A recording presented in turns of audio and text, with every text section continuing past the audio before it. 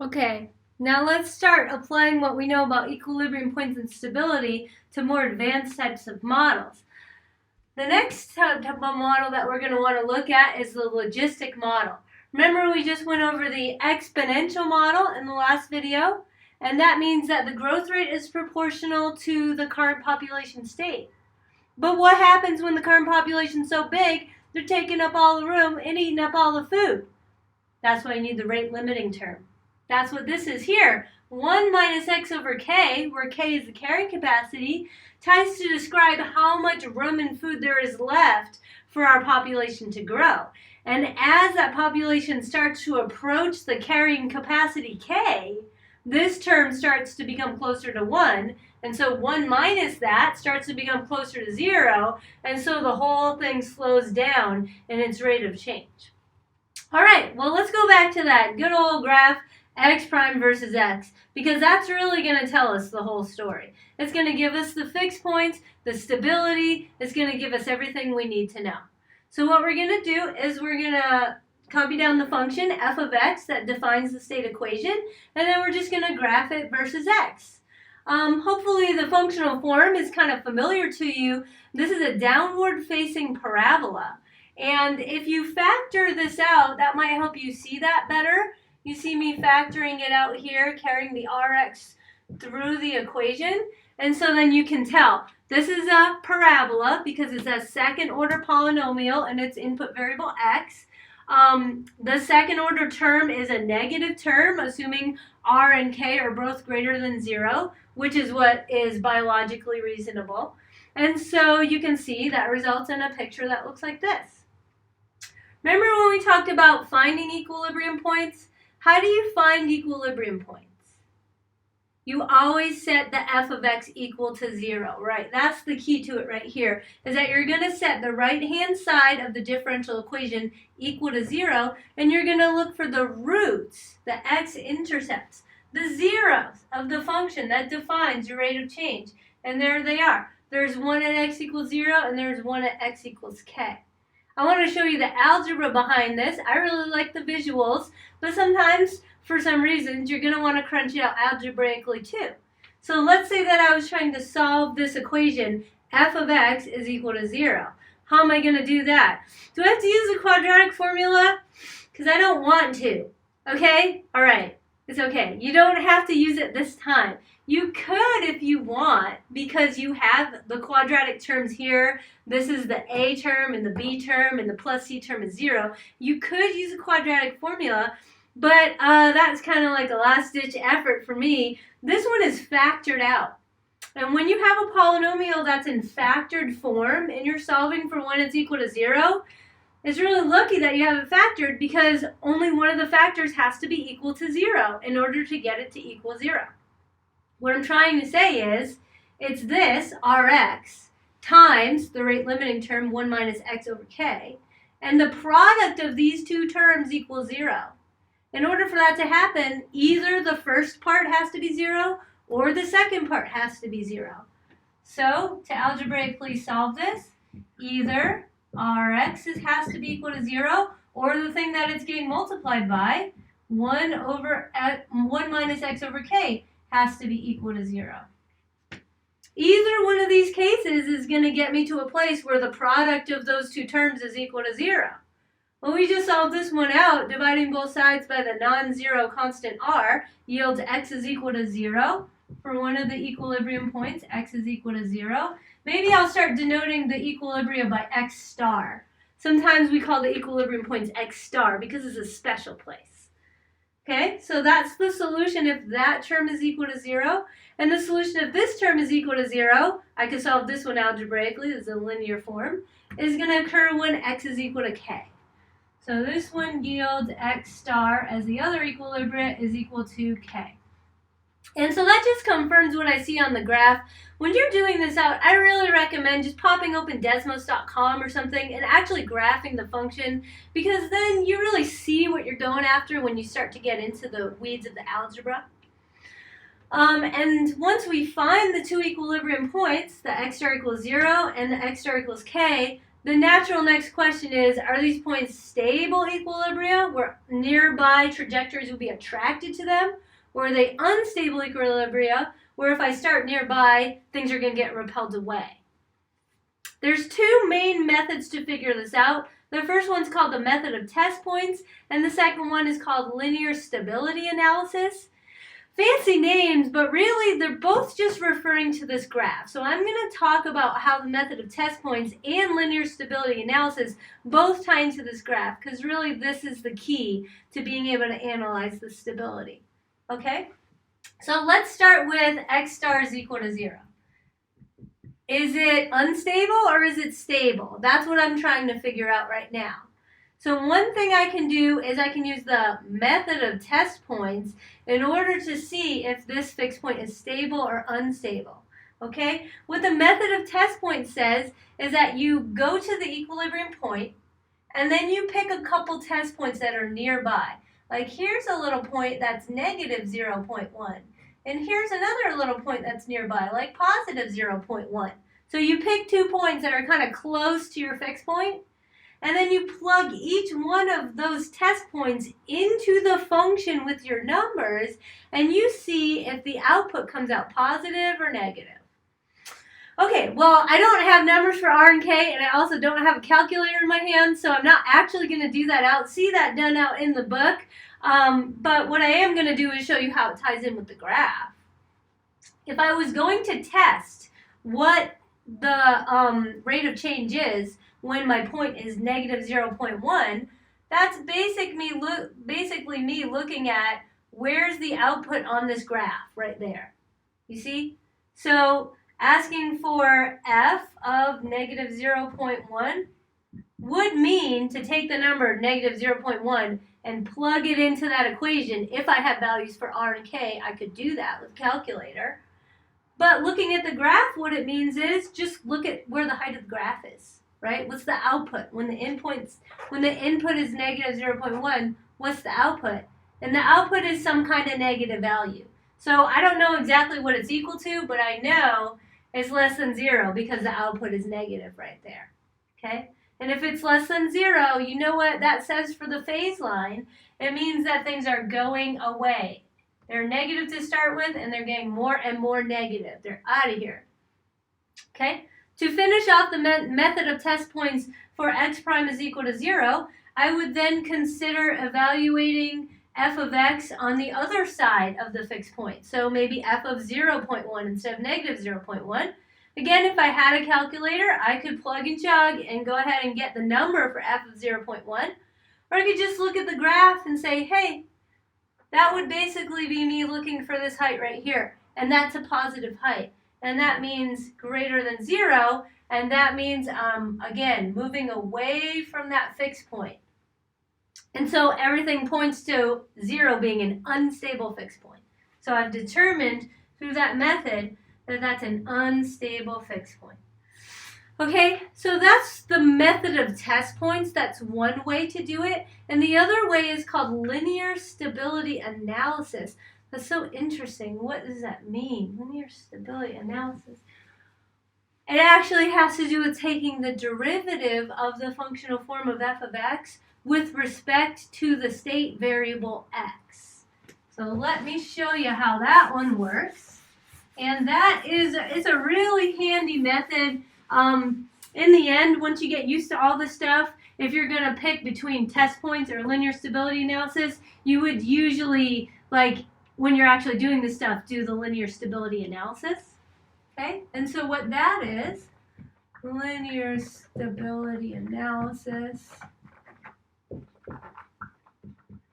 I won't abbreviate that, is I'm going to take the derivative of f with respect to what it's depending on right now, which is the state variable x. Okay? This doesn't work if f is also depending on t. Okay? So it's a really key fact that the state equations we're working with are all autonomous equations. All of these functions are just functions of the state. They're not functions of the independent variable time. Because that's what allows us to say, I'm just going to take the f prime of x, right? F prime of x means the derivative of f of x with respect to its single variable dependence, which is x.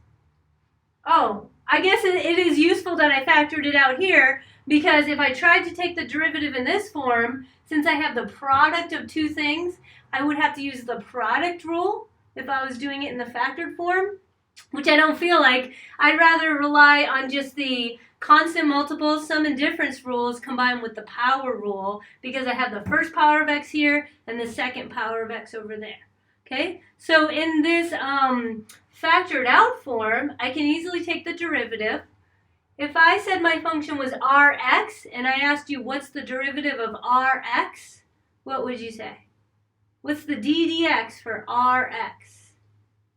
It's just r, right? Implementing the power rule with just the power of 1, bringing the 1 down in front of the r is 1 times r, and then x to the 0 is just 1. So that first term derives into just an r. Now what if I asked you to take the derivative of rx squared over k? It looks messier than it is. It might help you if I wrote it like this. I'm talking about the constants rk times x squared. Okay, so there's a constant term, r over k. That's a constant. And then there's the power term, x squared. What's the derivative of that? Bring the 2 down, x is to the first power, and so what we get there is we get minus 2r over k times x. Okay, that was the derivative, right? And so back to the graph, and what we're really after, we're trying to determine the stability of the fixed point x is equal to 0. And one way to do it was to look at these test points. And the other way to do it is to evaluate the derivative. So now I'm going to evaluate this function at the value of the equilibrium point that I'm interested in. Okay, and so now I'm going to evaluate f prime of x at the equilibrium point that I'm interested in determining the stability for. And for me, I was already working with x star is equal to 0, so I'm going to keep working with that. X star is equal to 0. So I'm going to do f prime of 0. That means I'm going to take the number 0 and I'm going to plug it in everywhere I see an x here on the equation for f prime. And the only place you see an x is right here. So I would let x equal 0 right there, and so I would just eventually get r. Really, just so you see me work it out, I would get r minus 2r over k times 0. And that's just equal to r. Okay, did I know anything about r? Like, can I at least say whether it's positive or negative? Remember, this is a biologically realistic example where I'm talking about the growth rate of a population. And so, assuming logistic growth, that's like something that has something to eat and the population is actually growing, I would assume here that r is greater than 0. Assume that r is greater than 0. Okay, that's what we usually do for a logistic population growth. Likewise, we also assume that the carrying capacity is greater than 0. That makes it biologically realistic. And so, since I know r is greater than 0, f prime of 0 itself is greater than 0.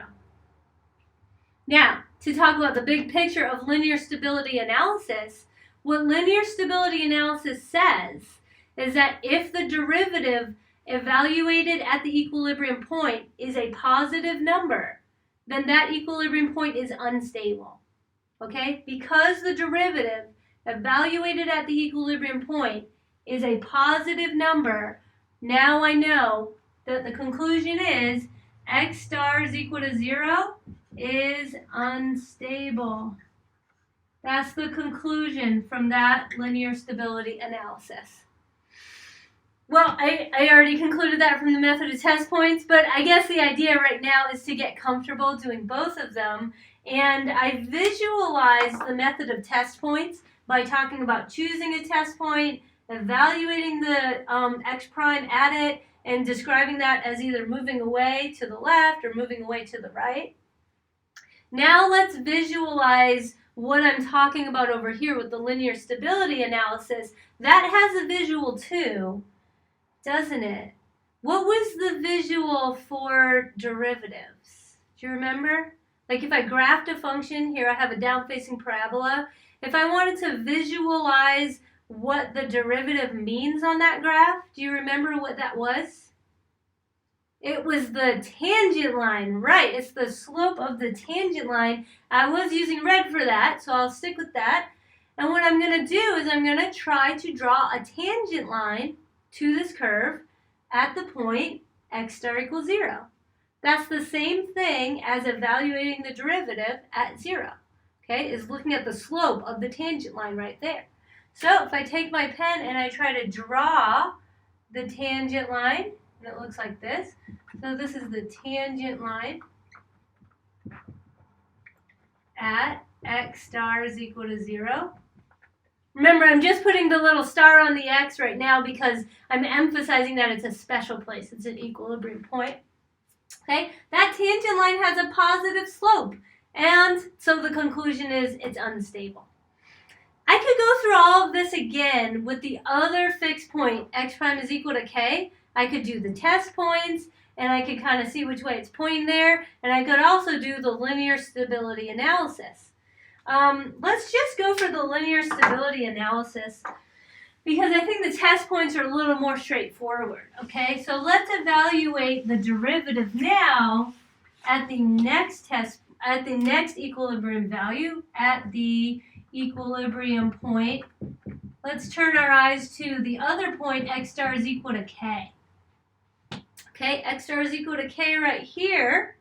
Now, just because I'm curious about the test points, if I imagine myself a little bit less than k, and I imagine myself plugging that into the function, I would get a positive value. So test points would tell me that I'm still going this way. That's pretty much in line with anything that I would use in between these two dots, is that the output for the derivative is always positive here, so things are always going to the right in between the two fixed points. If I imagine myself to be a value greater than k, then my derivative would be negative, and so I would be going that way. And so now you see all these little lines on here are pointing towards k. So what kind of equilibrium point do you think it is? Yeah, it's stable. It's an attractor because it's attracting nearby trajectories. Okay, now just to show you what linear stability analysis would look like for this equilibrium point, I'm just going to take that same f prime and I'm going to evaluate it at k. So that means I'm going to get r minus 2r over k times k. Because x is equal to k at that point. So that's where that last k came from. I replaced the x there with a k. And then just doing a little bit of algebra, this k up top cancels that k on bottom. And so I'm left with r minus 2r. And that simplifies to negative r. And since r is a positive number, negative times a positive number would inevitably be a negative number. And what linear stability analysis tells me is that if I take the derivative, evaluate it at the fixed point, and I get a negative number out, then that fixed point is stable. So my conclusion here is that the fixed point x star is equal to k is stable. Nice. I guess one of them's got to be stable, right? We'll get more into that later. Let's finish off with the tangent line at x equals k. So now I want you to try to imagine drawing the red tangent line, but over here at x equals k, as opposed to how we did it over here at x equals 0. What would you draw for that tangent line? What would it look like? Would it have a positive slope, negative slope? Trying to draw it right here. Here's the tangent line for x star is equal to k. That's the tangent over there. Right? And it's negative. It has a negative slope. Well, that makes sense because I just did the algebra that said the derivative was coming out negative, and all that tells me that that fixed point is stable. Okay, so we have one unstable fixed point and one stable fixed point, and let's finish off this example by talking about what that looks like in time. What's the time dynamics there? Like we drew for the exponential model, That stuff over there is super helpful, super informative, but it doesn't describe things explicitly in time. That's why we have the time series graph. So we're going to bring it over to the time series graph. The first thing we want to do is we want to graph the two equilibrium points.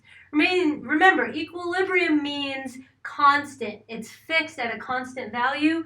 And so we have one solution, which is x star is equal to k. That's one of our equilibria. And the other equilibria here is just copying down the t-axis because that's the equilibria that's x star is equal to 0. That's the same one that we had in the exponential model before. This equilibrium right here is our stable one. We just went through all that analysis. And then this equilibrium down here is our unstable one. Okay, and so what's going to happen if I start in between them? Maybe I'm going to start at some initial condition x naught, which is in between the two fixed points. Going over here, if my x naught is in between the two fixed points, it says keep going to the right, keep going, but when you hit this fixed point, stop, because that's a fixed point, that's equilibrium. And how it's going to do that in time is it's going to kind of look like this. So it's got this logistic curve looking thing where it starts off with a bit of exponential behavior, but then as the rate limiting term kicks in, the exponential behavior takes a down point, and then it starts to asymptotically approach the stable fixed point. If I started with something that was above the carrying capacity, the graph over here tells me that I should decrease myself until I hit the carrying capacity. And that's exactly what would happen, is that if I started with something that was way up here, maybe I started with some x naught that's way up here, it would tell me to just decrease at an exponential rate and then approach, but never quite theoretically touching the equilibrium point. Okay, even if I started super close to the unstable point, again, even if I started super close but to the right of the unstable point, it would tell me to go to the right. And what that means on my graph here is that it would tell me to go to the right like that. And so there are all those solutions to the logistic curve that seem so familiar. But what's really happening underneath here, underlying all this, is just this down-facing parabola. How interesting is that?